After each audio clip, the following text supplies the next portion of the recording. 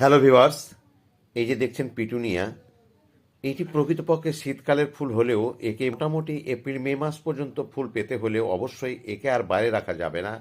রাখতে হবে শেডে বা সেমি শেডে, যেখানে সূর্যের আলো পাবে ডাইরেক্ট অথবা ইনডাইরেক্ট।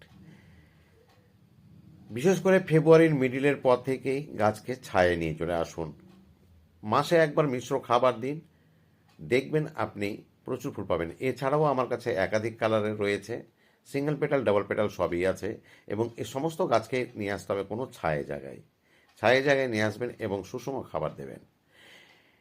সম্পূর্ণ পরিচর্যা কিভাবে করবেন সেটা দেখতে হলে অবশ্যই আমার ইউটিউব চ্যানেলকে সাবস্ক্রাইব করবেন, সেখানে বিস্তারিত বলা হয়েছে। আর ফলো করবেন ফেসবুকে দেখতে হলে। তো বন্ধুরা, ভালো থাকবেন, সুস্থ থাকবেন। ধন্যবাদ।